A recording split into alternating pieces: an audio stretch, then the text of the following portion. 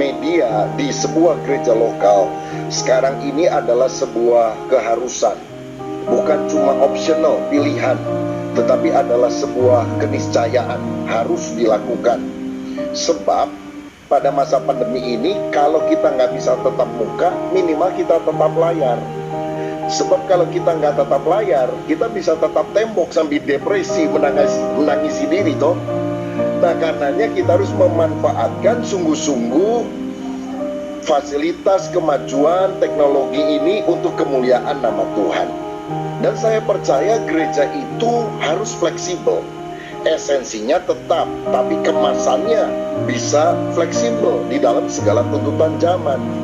Secara badani tidak hadir, tetapi secara rohani aku hadir. Nah, jadi Paulus itu kan gak bisa hadir setiap saat di jemaat-jemaat yang begitu banyak yang dia rintis. Tapi dia bilang, aku secara rohani bisa hadir loh.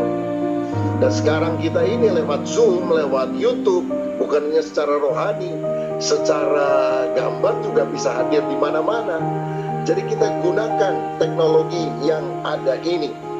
Matius 24 ayat 14 berkata, Injil kerajaan akan diberitakan menjadi kesaksian bagi semua bangsa, baru setelah itu tiba kesudahannya.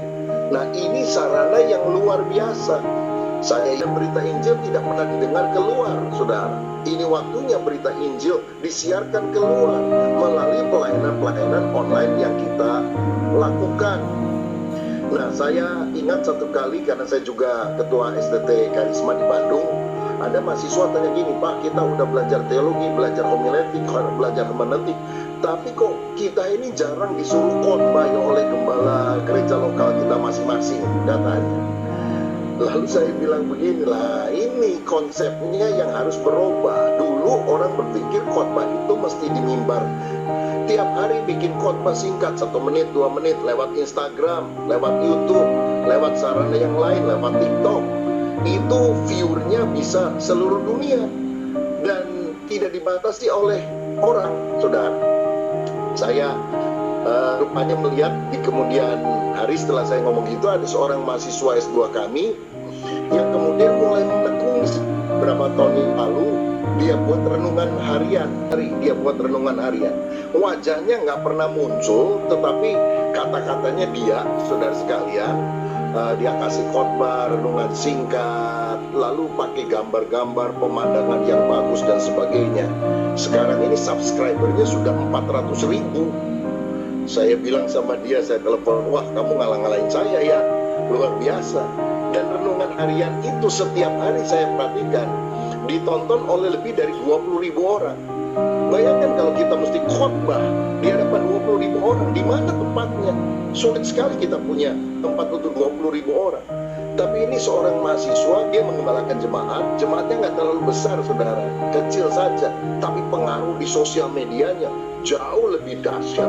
Dengan 400.000 subscriber, banyak orang-orang yang terberkati dengan hal tersebut. Jadi kita akan terus, baik secara gereja lokal maupun saja GBI-TV.net, dan kemudian kita juga sudah punya siaran di parabola, satelit parabola, baru beberapa hari yang lalu.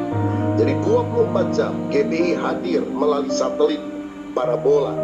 Nanti kita akan informasikan melalui WA grup, lewat Instagram dan sebagainya, alamat supaya parabolanya itu bisa saudara arahkan 24 jam di GBI TV.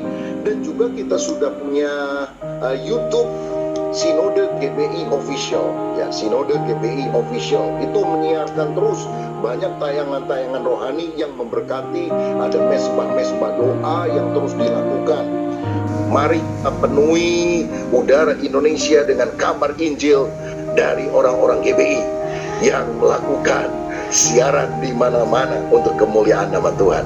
Karenanya saya selaku Ketua Umum BPH Sinode Gereja PT Indonesia, acara pemuridan pelayanan sosial media di gereja lokal yang akan diselenggarakan pada hari ini dibuka secara resmi dalam nama Tuhan Yesus Kristus. Haleluya.